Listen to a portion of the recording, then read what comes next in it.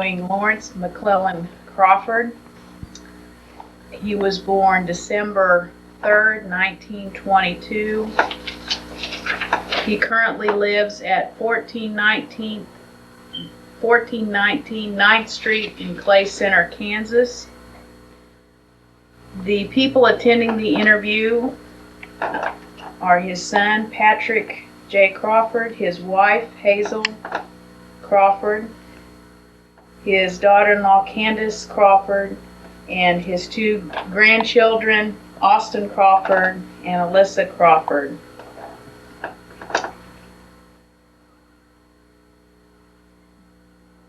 The interviewer is Candace Crawford.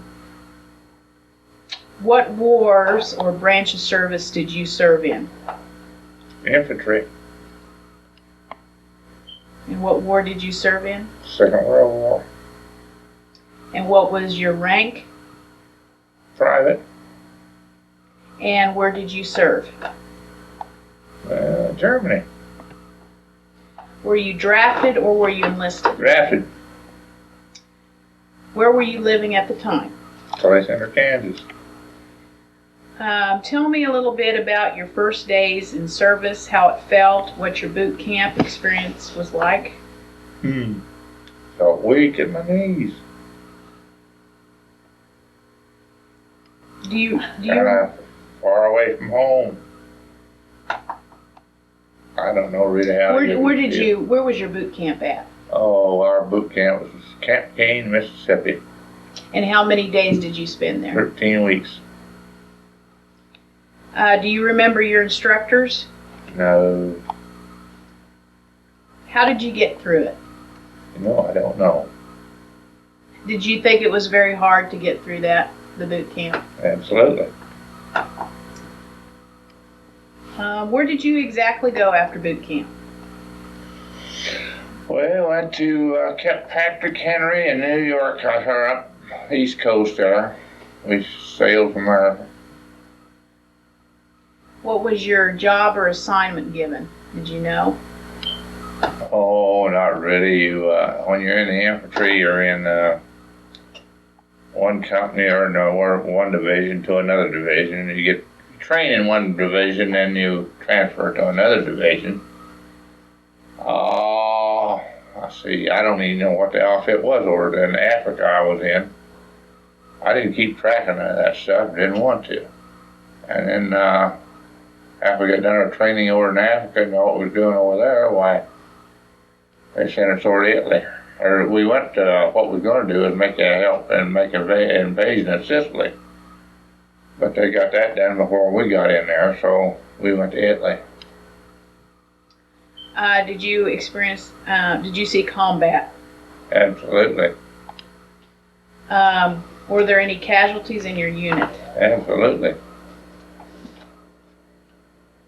Tell me about some of the most memorable experiences, whatever you like to share. Oh, that's hard. And they got captured, I suppose. Okay. Oh, we had some others I don't want to talk about. That's all right. Whatever you want to share, that's fine for this interview. Were you a prisoner of war? Yeah. Tell me about any experiences you want to share about your captivity and when you were freed. Oh, I guess we was lucky to make it through. We got captured at Casino, Italy on February the 12th, 1944. 7 of us. We took 7 German prisoners, and they got us. There were 7 of us. And they took us back, and we was in Farasabina and Latrabina, 2 prison camps in Italy. Went to Austria, trained, took us back there. Oh, we walked a lot, but when we did sail, or ship us back there, we went by train, and we was in Austria there for a week or so in Austria there in the prison camps, Carroll 81 down in Austria. Then we went to Germany and went to Stalag 2B. From Stalag 2B, we went out on the farms to work to get away from the lice and bad food and so on and so forth. And then main barracks, so we got along all right out there. I mean, we made it anyway. Tell me about when you were finally freed from the prison camp. What? Tell me about when you were finally freed from the prison camp. Oh, we walked, I think that was February the 20th of 44 when the Russians came into Lindsborg or something like that. So they told us we had to get out of there. So we dug snow. Well, we couldn't get through the north way through the timber, so they had the road pretty well cleaned off, it blowed off most of it. So we had to go backtrack toward about several miles back and then back around to a main highway. By the time we got down and got back started, the Russians were coming into Lindsborg. And we had, some of the boys had talked to some of them, but then that was about all. And then we walked from February the 20th to April the 12th, the day Roosevelt died, when they liberated us. Infantry division, the tank outfit went through, and we was clear over, oh, I don't know where we was at. I did know, but it was over in Germany yet. And they flew us out of Germany into France in airplanes. We had about, between 400 and 500 prisoners there. They'd give up, so on and so forth. They took them out the first day. The second day they come back and get us, sent us out. We went to an airfield and they sent us right back to Paris. In Paris we landed, I can't remember where we did leave in Paris anymore, but we ended up, Camp McCain, Camp Lucky Strike. And that's where I was in the hospital there for a while. Finally, I talked them into releasing me, and they did. And they took me down to the dock and got on the boat, went over to England, and mainly went home. The war was over while I was going home in the boat. So that was about the end of the Mohegans right there. How long were you a prisoner? 14 months. Were you awarded any medals or citations? Oh, I got a couple. And how did you get them? You know, I didn't know nothing about it. They do it. I don't know who put the applications in, but once I had a lieutenant sent me two other guys up to see about a pile of rock was up about a quarter of a mile up on a mountain. And we got up there, or I said we got up there, and I looked down, there was a square hole. I could see a pair of feet, just the toes part of it. And I hollered at him. He didn't move, so I shot a few rounds just right ahead of his toes, and he did move. But pretty soon out, rocks started flying out to the right hand north of it. There were 7 officers came out of there. I got the regimental CP. And I turned around and said something to my boys, and they wasn't with me. I was by myself.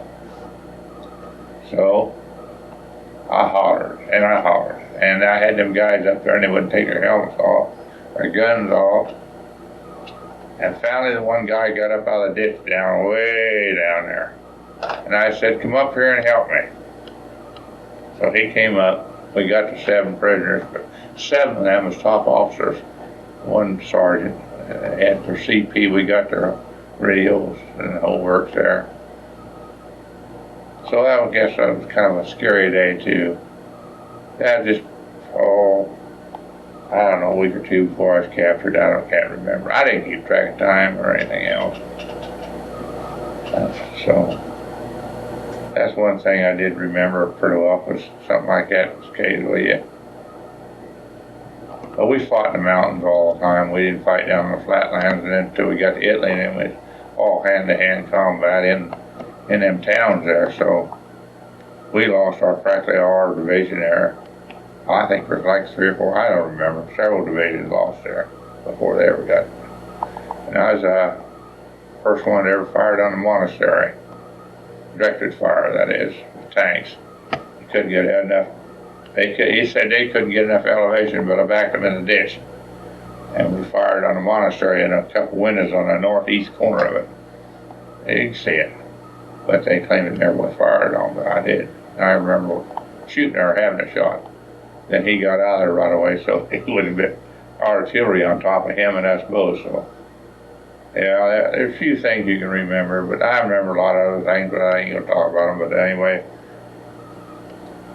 it was quite a drag. Can you tell me if you sustained any injuries and how that came about, if you want to share that? Oh, I can't tell you the dates or anything of some, but I got hit with our shrapnel on artillery, and oh gosh, let's see. Well, it must have been around the first part of January up in the mountains there. Then I got hit in the hand, the left hand, and the machine gun nest was up there in the mountains, and we got rid of him. We went over the hill then, and that was before we got down to the casino. But I got hit the day I was captured too, my left leg, but I didn't break my leg. So whenever you're hit like that small, you go on fighting. You don't. Sometimes you get wrapped up, sometimes you don't. So. Okay, how did you stay in touch with your family back home? Letters, very few. What was the food like that you ate? Rough. Can you share kind of some different things that you ate that you had to survive? Well, we got a few Red Cross parcels after we got out on the farm, but not always. We didn't get them. We get either American or Canadian Red Cross bars, and then we'd get some goodies out of them, but not too often. Germans stole most of them, ate them for us. Did you have plenty of supplies? No. Was there something special you did for good luck or carried for good luck? Oh, this good Lord hand on me. How did people entertain themselves? You know, Or was there time to entertain themselves? there was a little entertainment, mostly fights. Did you ever have leave time? Were you Oh, on no, leave? no. Okay. And just tell me, in general, I think you've mentioned some of the places where you traveled, where you're in the service, but just go ahead and repeat the different countries that you've been to. I was in Africa. I was in England. I mean, no, excuse me. I went from Africa. I went from the United States to Africa. From Africa, we went to Sicily. From Sicily, we went to Austria. From Austria to Germany. From Germany to France. From France to England. Back home. What did you think of your officers or your fellow soldiers? Well, those soldiers, what few we had was fine dandy, but some of the officers were fine. Some wasn't no good, wasn't worth a nickel, but then, yeah, just like it is and everything else. Do you recall the day your service ended? Yeah. I remember that day. Where were you at? Fort Leonard, Missouri. What did you do in the days and weeks after? Oh, I come home, married that old woman. Did you go to work or did you go back to school? I went to work. Did you make or keep any close relationships while you were in the service or friendships? A couple guys I really corresponded with, but they're gone now. Did you continue any of those relationships? They're all gone. Okay. Did you join any veterans organizations? Yeah, I belong to VFW all these years. Ex-POWs. And, I guess that's it. She's over a lot of kids here. Okay. What did you go on to do after the war as a Farm. driver career? Farm for 50-some years. Did your military experience influence your thinking about war or about the military in general? What's that now? Did your military experience influence your thinking or change your thinking about war or about the military in general? Not really.